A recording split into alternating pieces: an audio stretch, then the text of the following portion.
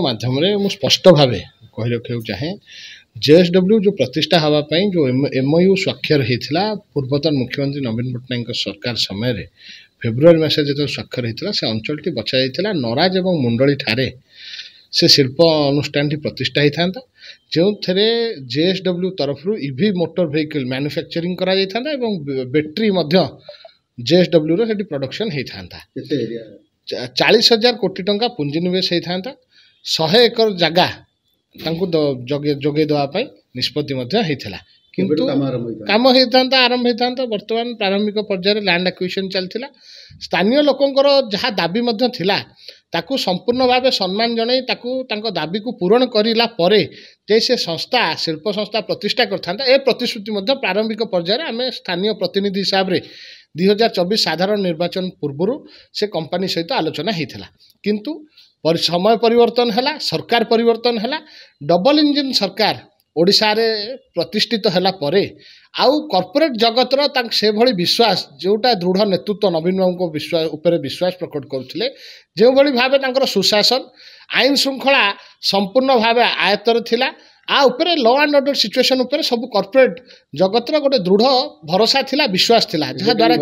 एबे double engine सरकार उपरे आ कॉर्पोरेट जगत तो विश्वास अच्छी एक कथा मन करा जाई पारुनी कहीं केन्द्र रे सरकार राज्य रे सरकार गोटे कॉर्पोरेट जेएसडब्ल्यू भाया गोटे सुनाम धन्य कंपनी सी जो एमओयू कला परे मुह फेरी नौची जे मुझे नक महाराष्ट्र करी अत्यंत हास्यास्पद कथा आ गोटे कथा आपण माध्यम कही रखा चाहे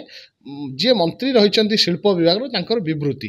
किछि दिन तले आपण देखिथिबे विभिन्न लोकप्रतिनिधि माने कटक जिलार से माने स्वर उत्तोलन करथिले आम माने विधानसभा उपस्थापन करथिलु जेएसडब्ल्यू चली जिवार ओडिशा छाड़ी आशंका प्रकाश पाउछि मंत्री से तले उत्तर रे गृह रे देइथिले जे नाई सेमिति कोनोसी संभावना नाही एते दिन बीती गलानी आज जेतेबेले जातीय गणमाध्यम रे कथा चर्चा सृष्टि करूछि चर्चा होछि जे जेएसडब्ल्यू आगामी दिन रे जो ईवी मैन्युफैक्चरिंग कंपनी करथांत से ओडिशा न करी महाराष्ट्र करिया पई योजना प्रस्तुत करूछि किंतु आज मध्य देखंतु मंत्री तांको विवृत्ति रे कहउचंती आज हमर जेएसडब्ल्यू सहित आलोचना चलछि चर्चा चलछि तर्क चलछि कोन ओडिशावासी को आशंकार पकई ओडिशावासी मन जो द्वंद्व अच्छी ताकू स्पष्ट करिवार आवश्यकता रही मंत्री स्पष्ट करिवार आवश्यकता अच्छी 15 दिन तले विधानसभा जो कथा कहले 15 दिन भितर स्पष्ट कलेनी जो आशंका 15 दिन तले आम मैंने प्रकट करूँ पवित्र गृह रे स्थानीय लोकों भितर गोटे उद्वेग प्रकाश पाइथिला आज मध्य से उद्वेग धीरे धीरे धीरे धीरे दाना बांधी गोटे विराट आंदोलन स्वरूप नबाकू जाउछि मंत्री तत्क्षणात आलोचना करी जेएसडब्ल्यू कंपनी सहित लोकों पाखे स्पष्ट करवा दरकार कहीं ना जेएसडब्ल्यू प्रतिष्ठा होते केवल बारंग अंचल नराज मुंडली अंचल नुहे कटक जिलार अर्थनैतिक अभिवृद्धि होता 10,000 ऊर्ध्व युवक युवती डायरेक्टली निजुक्ति सुजोग सृष्टि होता इनडायरेक्टली 15,000 युवक युवती रोजगारक्षम हो पारि था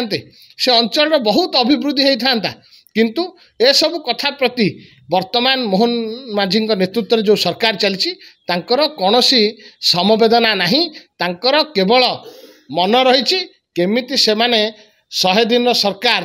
कौन कौन कार्यक्रम कला केवल ओडिशावासी केमती भुआ बुला जाई पारिला कौन लॉ एंड ऑर्डर सिचुएशन केते मात्रा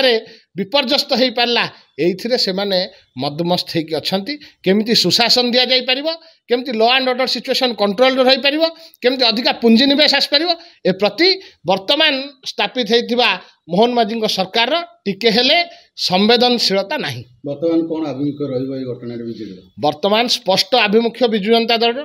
नवीन बाबू सुशासन पई नवीन बाबूर विजन पई सिंगल विंडो सिस्टम पई विभिन्न पॉलिसी पई आमर बड़ बड़ शिल्प इंडस्ट्रीज आसुथिले ओडिशा को वर्तमान विजु जनता दल दाबी रहिबो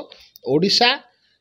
रो अभिवृद्धि पई जो पदक्षेप आरंभ करथिले पूर्वतन मुख्यमंत्री नवीन पट्टनायक ताकू त्वरित करिवार आवश्यकता रही सरकार जत्नवान है जो बड़ बड़ कॉर्पोरेट कंपनी माने आसुथिले पुंजीनिवेश करिया पई प्रतिश्रुति देइथिले सी केमती तांको पई पॉलिसी नहीं तांक सहित आलोचना करी से माने केमती तांक इंडस्ट्री एस्टाब्लिश करिवे एवं ओडिशावासी ओडिशार युवक युवती केमती नियुक्ति पाई परिवे सेत पई पदक्षेप नवा आवश्यकता रही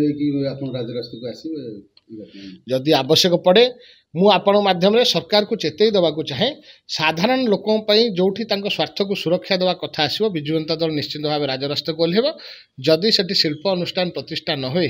ताहले जदि JSW हो बा अन्य कौनसी से भली शिल्प अनुष्ठान जदि सेठी प्रतिष्ठा न करती निश्चिंत भाव विजु जनता दल राज्य हस्तक ओह्लैब।